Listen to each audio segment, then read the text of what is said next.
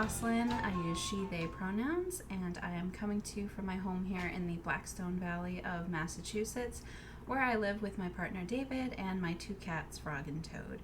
Today is July 18th. I almost said June. I forget which month it is. It is extremely hot out. We are in the beginning of a heat wave, and I think I saw that this entire week, the next 7 or 8 days, are going to be close to 90. This is the only day this week that's about 80 degrees, even though it's 82 degrees here in my bedroom. So I think I'm going to attempt to make this a quick video because it's very, very warm and I want to go back downstairs in the AC. I only have one air conditioner for my entire house, which we just set up a month ago, maybe a month ago, and I've only used it probably 5 days so far. I pretty much wait until I feel like I'm dying and I see my cat start panting, and then I put the AC on. It's expensive to run air conditioners. Anyways, very warm. That's also why if you see my hair kind of blowing, I have a fan pointed directly at me right now, and there's another fan above me to try and keep this manageable, doable, because it is very warm. Okay, so enough rambling. I haven't made a podcast in a couple of weeks. I surprisingly don't have too much to show in terms of fiber crafts, I don't think. I am still working on the new revised Lenna top. I did do another Karrie Cardi. I have a finished crochet project to show. And then after that, I actually have dug up some old projects that I want to share, just because I think there's, something funny about them. I have 2 new paintings that I've finished that I want to talk about a little bit. And then I did pick up reading again, so I want to share the book that I'm reading and my thoughts on it, because I have already read it once or twice before, and it's one of my favorite books. So all of that will be at the end. We will start with the fiber crafts as usual. So, oh, I didn't bring water. Okay, now I have my water, because I have a feeling I'm gonna need it this time.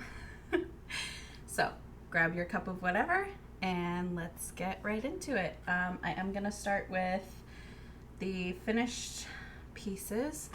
I do want to talk about, to bring back all of the Karrie Cardis again, I did actually put them all through the wash this time, and they shrunk a lot.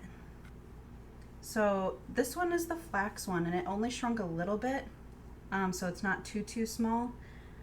But this was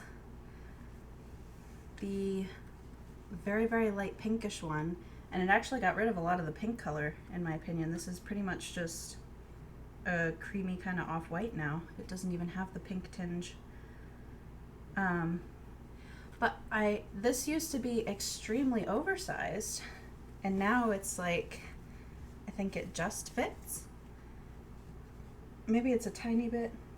Yeah, I would say this just fits. So that was kind of interesting. This was very oversized. I didn't actually measure my gauge after washing, which I probably should have done, because I do want to do a couple more projects in this yarn.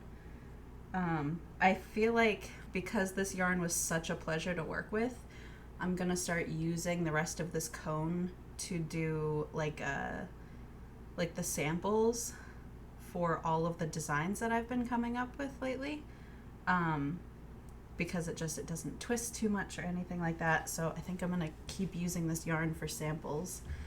But this was a dramatic shrink in the wash. So, and I, of course, am one of those knitters that doesn't really do gauge swatches. I think I did for this one, but I didn't wash it. So that was a shock to see how much it actually shrunk in the end, because I was expecting a little bit of shrinkage because it is 100% cotton, but I wasn't expecting this much. And I was kind of hoping it would stretch out a little bit more, but then this actually turned out to be pretty heavy because I think I tripled what I was holding. So this actually ended up being like a fairly chunky yarn. So I might actually redo this in a lighter, like only 2 strands, and see what happens, because this is, I actually can't wear this too much because it's too heavy for days like this. Anyways, and then I did do one more, which was another stash busting project. This, I can't remember off the top of my head which yarn this was, but I will put it on the screen once I figure that out. But I had, I think, 2 skeins, and so this one I didn't want any leftover yarn at all, so I knit the body down a little bit longer than the rest of them. I knit the sleeves out a little bit longer, and this was actually, like, this is that roving type yarn that I actually really don't like to work with, because it's has such an extra amount of twist in it, which I think is necessary for the roving to like hold it together, but I don't like working with it. But when it's done, it's really soft and it's like nice and stretchy, and I really like the finished product. I just really don't like knitting with it, or crocheting for that matter, because the crochet project I'm about to show you is also with the rest of the roving type yarn that I had in my stash to get rid of it once and for all. But I love the colors on this, and again, I'll figure out what yarn this was so I can put it on the screen and in the description box as well. I put all of my yarns in the description. I really like this. I've already worn it a couple times. I've worn all of them a couple times because I have a lot of sleeveless dresses that I like to wear in the summer, and sometimes I just feel like throwing something over my shoulders. So after that, we have the crochet project, which is this. And this is very large, and I haven't woven in the ends on the back either. So we'll try to show you the front side.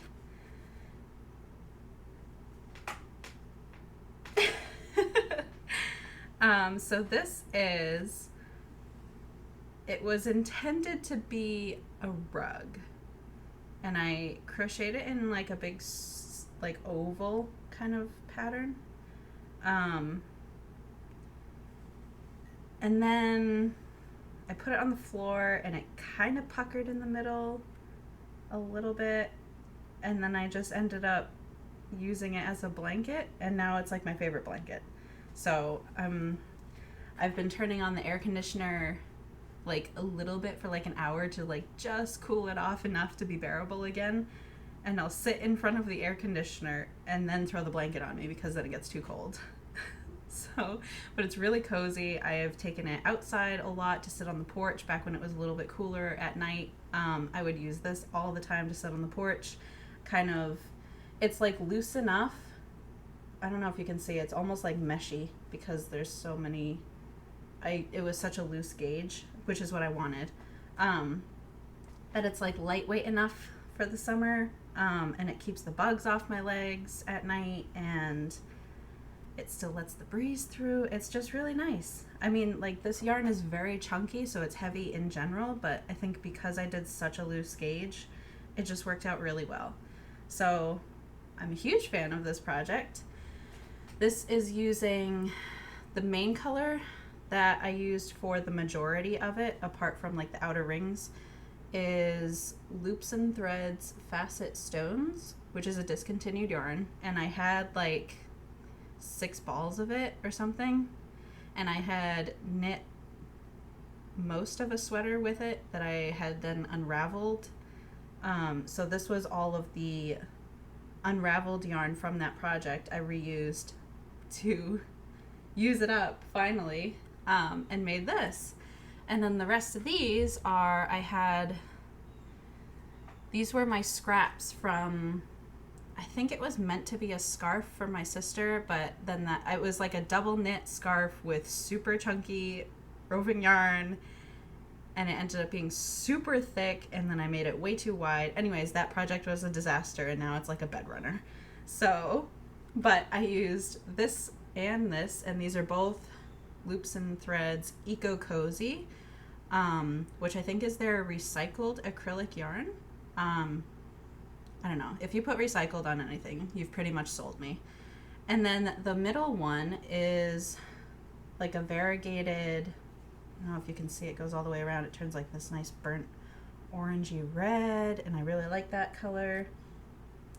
This was another one. I forget the name of it. I have the label somewhere, but I will put it on the bottom of the screen or something, and it'll be in the description box, so that you know what it is. And yeah, that is this blanket. I wasn't sure like how well these yarns actually went together at the edges, but I don't know, in the end I kind of like it. I was only able, by the time I was done, this thing was so big in circumference that, like, I feel like these scraps for the gold in this navy blue flecked were like almost a full ball, and the middle one was a full ball of yarn, and I could only get like 1 1/4 of the way around, and then it was out, used up. And then for the gold one, I couldn't even get all the way back to my starting point. So I think I actually just finished. Yeah, I just tied a knot and finished it there and said that's good enough for me. So one of my favorite projects that I've made, not only, but mostly because I get so much use out of it and I just love it. So that's all of the finished fiber projects that I have. Time to take a sip. So I'll show you the progress that I have on the Lenna top, which, I'm going to be honest, most of this progress has been in the last couple of days because as expected, I started this and the amount of untwisting that I had to do in the yarn really deterred me from going any farther. So I've done a lot of the body here in the last day or two because I was like, I really want the finished product. I really want a chance to wear this again because I don't feel confident wearing the last one that I made because it's so, like, it came out so wonky after washing it and everything's so slanty. So I've been really pushing myself to just do it, even with all of the untwisting that I need to do for the yarn. And I realized as I was doing it, I was like, why didn't I just do that 3-strand method where you pull from the same cone and you like fold it in half and then you pull the 3rd strand through the loop there, and it just like, and then I didn't even need to wind up 3 balls and put them all in the same cake. I could have just pulled it all off the same cone, and maybe that would have eliminated some of the twist. I don't know. But anyways, this is the progress. So let me see if I think I tried this on last night and all my stitches flew right off the needles. So we'll see. This is it so far. So it comes down, the end of my breast is right there. So it's almost to the bottom of my rib cage. Oh, can't see that. Almost to the bottom of my rib cage. And then I think I'll do a little bit of ribbing to get it to like belly button length. And then I'll stop there and then move on to the back piece.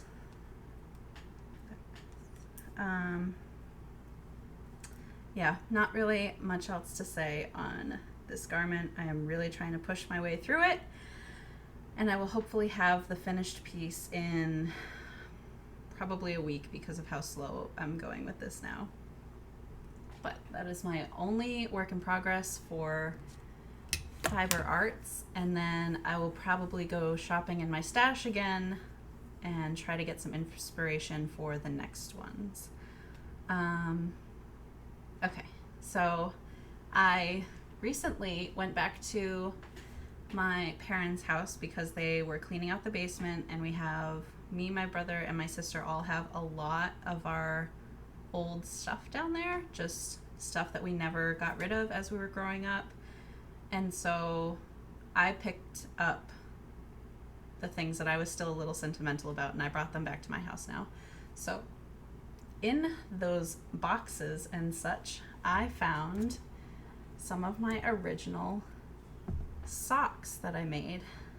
So this was, and these are all not made with sock yarn, so mistake number one.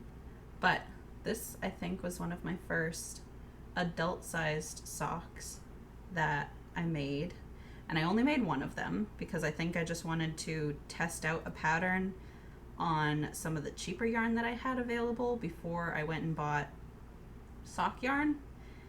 Even though I tested out this pattern on not fingering weight yarn, I think this is probably a DK weight, or actually this is probably more like a worsted weight. But the funny thing is about these old projects is I can remember not liking wearing them because the weight of the yarn made it so that I could feel all of these ridges on the bottom of my foot when I walked, and it didn't feel very comfortable. But I will show it up close again. I don't know if you can see this, but all of my knit stitches are twisted. And that is because back when I made these, I hadn't knit for several years, and I kind of like had to reteach myself how to knit again.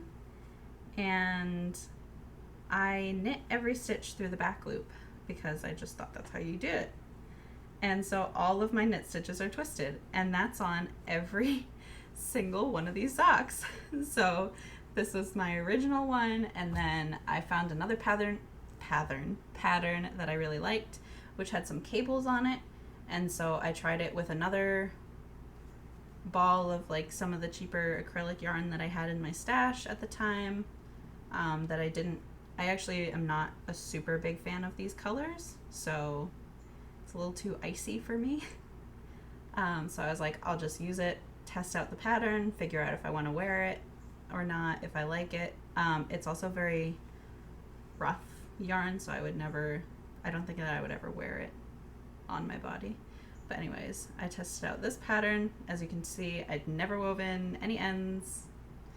Nothing like that was going on back then.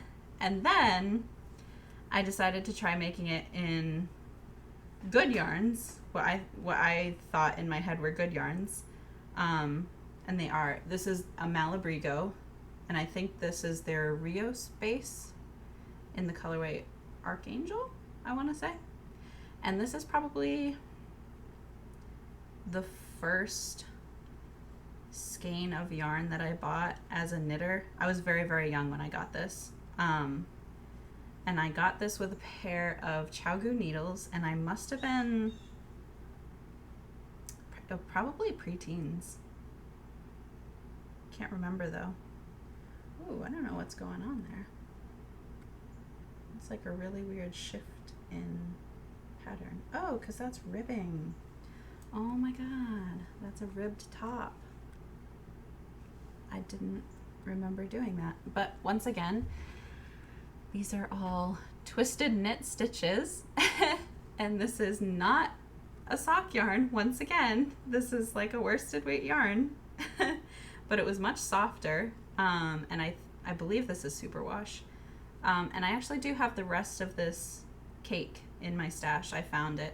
So I will be unraveling this and putting that yarn to use in a proper project.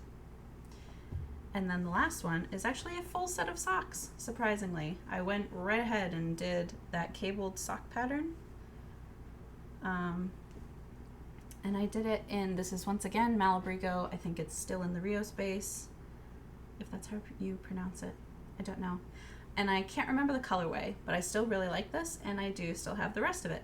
So I'm going to be unraveling these socks. I'm going to be unraveling this sock, and I have absolutely no idea what to do with these because I would feel weird if I just threw them away. but I have no use for them, and I have no use for the yarn. So we'll see. Maybe, oh, now that I'm thinking, this yarn is like, maybe I could unravel them and like make some coasters or something. I feel like that might be a good use for the yarn. Okay, maybe I will do that. Ah, I love coming up with ways to reuse my old yarn.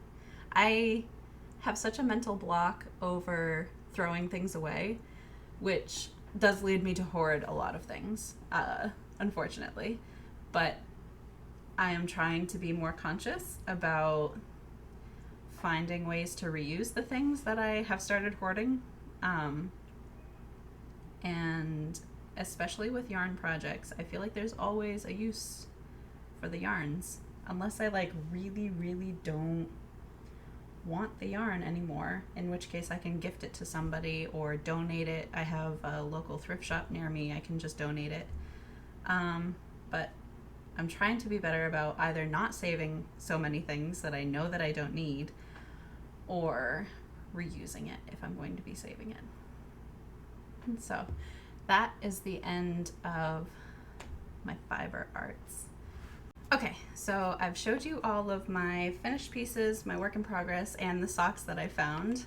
I thought it would be fun to kind of take you through this is my current knitting journal. I wouldn't say that I'm actually very like methodical about what I do with this journal, because this is the current Lenna top math and everything. And like the old one is back here somewhere, but so it jumps around quite a bit. But I thought I would go through and show you some of the designs that I was thinking about making. Okay, so starting with the very first page, actually, these are some of the sweaters that I thought about making, and this one down here in the corner actually turned into my rooster sweater. I really wanted to use up that Caron Simply Soft yarn, and I kept bouncing around a lot of ideas in my head, and I couldn't figure out what the central design should be. And I had the blue, red, white, and black, and I knew I wanted the blue to be the base because I had way too many balls of that. And so I was trying to figure out what to knit that would have the red, white, and black work very well together in a design on the sweater. And so it went through like koi fish. I thought about doing like orcas. It was always very like water themed. And I think I thought of like penguins or something, but then in all of these I was like, where do I put the red? The koi fish made it kind of simple, because then you do like white and red, and then you do like black outlines or something. And actually that's still a good idea in my head. But anyways, I went with a rooster in the end, and I love it. And these are some of the other sweaters I want to do. This one over here, I wanted to do 3 giant cables across the body, and then do maybe some moss stitch on the sleeves.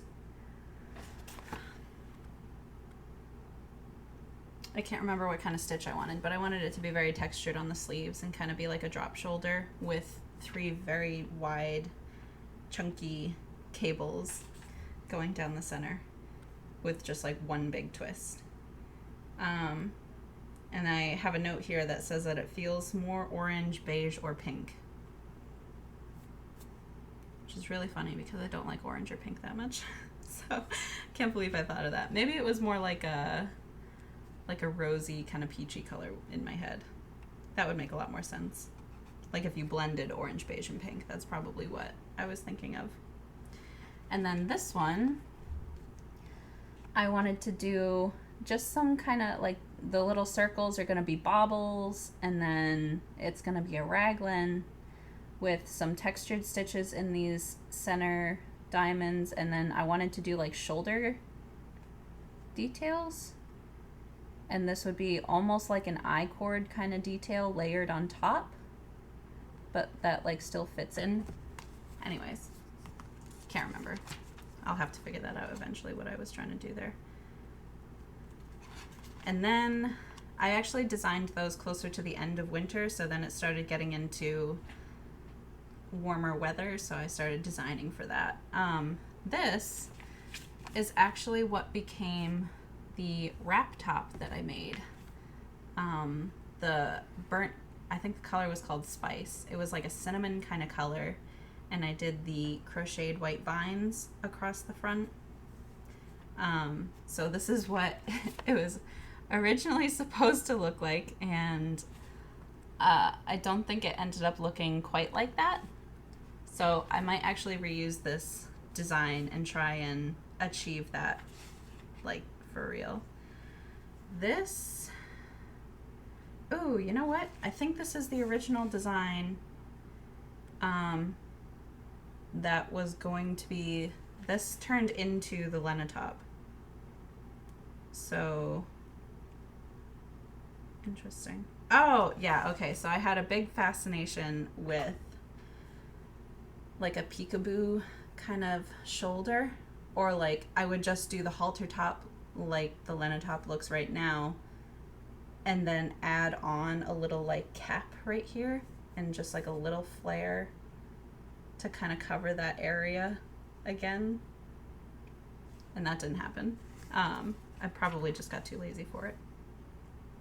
And then I had an idea for kind of like a reverse. All of my ideas are, you can see that they're bookmarked like back to back to back. All of my ideas come in like batches, and then I have to pick out which one I actually want to work on and then which ones I want to come back to.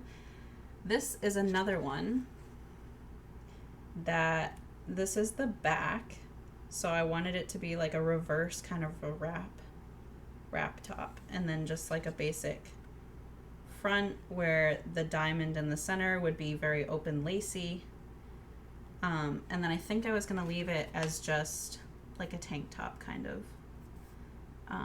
This one is, I think this is the design that I wanted to use.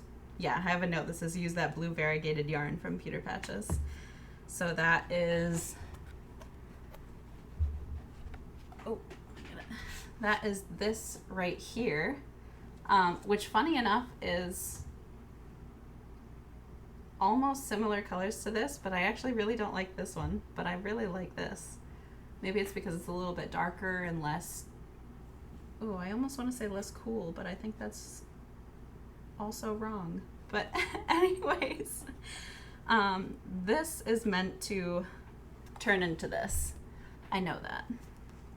And this is meant to be off the shoulder, and I want to do like that souffle ruffle that a lot of people have been doing. I didn't really like it as something that I would wear for myself when it was like a t-shirt down and the ruffle was in the middle. I like it on other people. I just don't think that it's ever something that I would wear. But if it was like off the shoulder and the ruffle started right off the bat, I think that'd be really cute. So I thought of doing like a short sleeve, kind of like a basic t-shirt, but the top started off the shoulder and did a ruffle, and then I was going to do a slight V in the front so it didn't connect off the shoulder, and I would do a very small folded over band before the ruffle starts and fit an I-cord through the middle so you could tie it in the front based on your size. Because I did all of these, I have the intention of turning into a pattern, and then we'll see if it ever happens, but I do like to think about that when I jot down these designs. This one is specifically for fairs. I have like a tweedy kind of gray yarn and some navy blue, and I thought about for fairs I would do, I think it's just acrylic yarn, I would do basic t-shirts in that tweedy color, and then do navy blue silhouettes of different birds and sell those t-shirts. That didn't happen, but maybe one day. This one is kind of like a, I want to say it feels like a golfing polo kind of a thing. Or like a very, you know, preppy school kind of vibe, I want to say. And it's inspired by woodpeckers. So I want to say, oh, okay, so I wanted to do the black and white marled yarn. And I actually found out that the term for like when yarn is two different tones like this in the same strand, that it's called marled. I didn't know that. So I really, really enjoy marled yarns, it turns out. Didn't know there was a word for it. So this was gonna be done in black and white marled yarn with, ooh, okay, so the back was gonna have this V section that was gonna be done in red to kind of symbolize like the red patches that woodpeckers have on the back of their head. And I was gonna do that in either ribbing or lace. Probably would do ribbing. I don't know why I would do lace in a shirt like this, because it feels heavy to me when I look at it. Feels like a heavier kind of t-shirt. And I really wanted the collar and the little tiny buttons in the front. And then on the back I would also do purely white spots, also to kind of mimic the woodpecker feathers. I was really, really excited about this design when I wrote it down.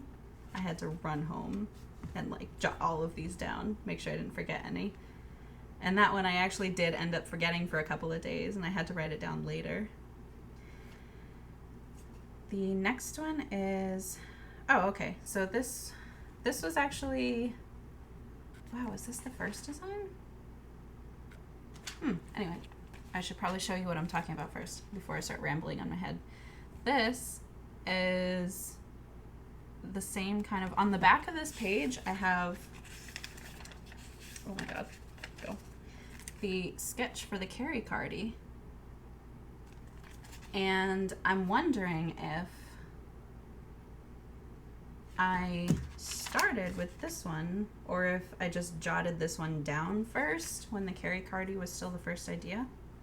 I can't remember, but here, we'll go over this one first. So this is the original sketch for the Karrie Cardi, and I actually didn't even put yarn over increases here. That was supposed to be like a cabled increase along the raglans. Ooh.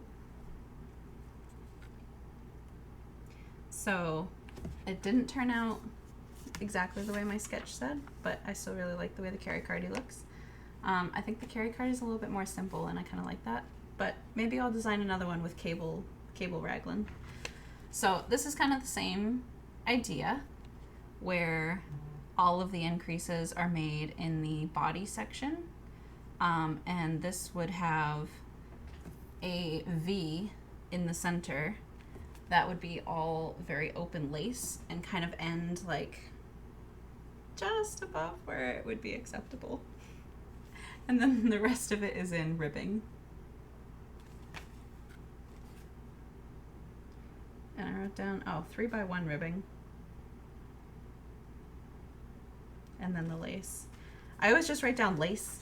I have no idea what kind of lace. I guess I just have to pick it out when I get there. Figure that out later. This one is a newer design. And I wanted to do, how did I do this? Okay, so I wanted to start with shoulder caps. And I don't know if these are the correct terms for what I'm trying to describe. So I'm sorry if I'm saying something's wrong. Please, if you know like the correct term for what I'm trying to say here, please put it in the description box, because I'm learning so many new words by watching other podcasters that I didn't realize there was already a word for what I was trying to say. Anyways, tangent. I wanted to start with a shoulder cap, and it would end like right here on the front and the back, and it would just be a very, very wide cable. And I would do that for both the shoulders and then pick up the stitches along the sides and knit down from there. And I think I wanted it to be a square top, or a square neckline rather. either that or like do the shoulder cap and then do like a slight V, because I didn't want it to be like a plunging V like the rest of these. Maybe I'll do just a square. Oh no, I drew a V. I did draw a V. Anyways, and then it would be kind of like loosey on the top, and then the waist would actually be another thick cabled band. And then I thought about it last night, and I was like, if you do a cabled band like around the waist, is that gonna be stretchy enough to allow you to like move around and even get it on? And I thought maybe not. So I did a little quick doodle on the bottom here and said, okay, we'll do the cabled band, but we'll add little strips of garter in between. So like cable section, a little bit of garter, just to add a little stretch, and then like seam all of these things together. And then it would flare out again on the bottom a little bit. That might be the last one that I have. Yeah, so those are all the designs that I have currently in my knitting journal that maybe one day will actually turn into finished products.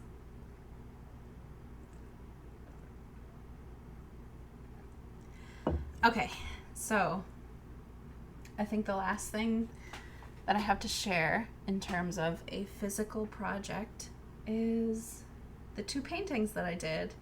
And I think you guys are really gonna like these because it's actually inspired by hand-dyed yarns. So I will show you. I think these are still unnamed. I couldn't figure out what to name them. This is the first one. And this was inspired by, I'm gonna put it on the screen because my brain is not cooperating. I can feel the name in my head and I can't say it. So I will put it on the screen. This was the first one, and I started with a base layer of like this kind of grayish blue and like some more muted kind of greenish colors. And then once I had the base layer down and I had the general shape of how I wanted the yarn to look, I thickly layered on other colors and kind of wrapped them around each other as much as I could. And then I use acrylics to paint, and then I watered down some of the acrylics in some of the darker reds, and then also in the kind of darker yellow color. I never know what to call this because to me this is very mustard. But I don't know if people call it like ochre, or what is this color to you? Tell me what this color is. Anyways, I kind of splashed the darker reds and some of the yellows in there. And then to make it look more like yarn, to finish, I took a toothpick before it was all completely dry. Excuse me. I took a toothpick and just dragged it in the pattern that I wanted.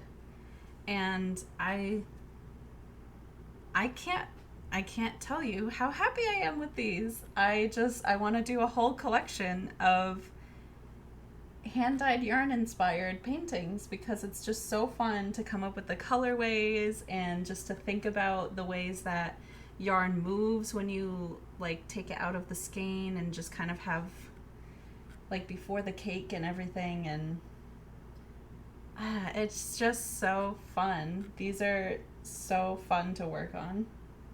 So I have a feeling there are going to be a lot more of these. I did a second one on the same day. How does it go? It goes this orientation. A different colorway here on a slightly smaller canvas. But I really like this. I think my favorite hand-dyed yarns are the ones that have like the splash of the speckles kind of in the yarn. I am a huge fan of speckled yarns that are just like this. I wouldn't even say that this is like a colorway that I would knit with, but I love looking at it. It's one of those yarns that I would deeply appreciate looking at, but I don't think that I would wear it for myself. But I am just having so much fun with this. I might actually, once I finish recording here, I might actually go downstairs and paint another one. But this one I wanted to be more reminiscent of like a garden. Maybe like a midsummer kind of garden. So that was kind of the vibes for this one. And this was inspired by Knotty Pine Fiber Co, I think. So yeah. Okay, technical difficulties. My camera overheated, so we took a little break. It is now 84 degrees in my bedroom, so I'm gonna make the last bits very quick. So the only thing left that I had to share with you today is the book that I'm currently reading, and I haven't made it through much of it yet this time, but I've read this before a couple of times, and it is Strange the Dreamer by Laini Taylor. I think it's pronounced Laini. Please let me know if I'm saying that wrong. Wow, one of my favorite books of all time.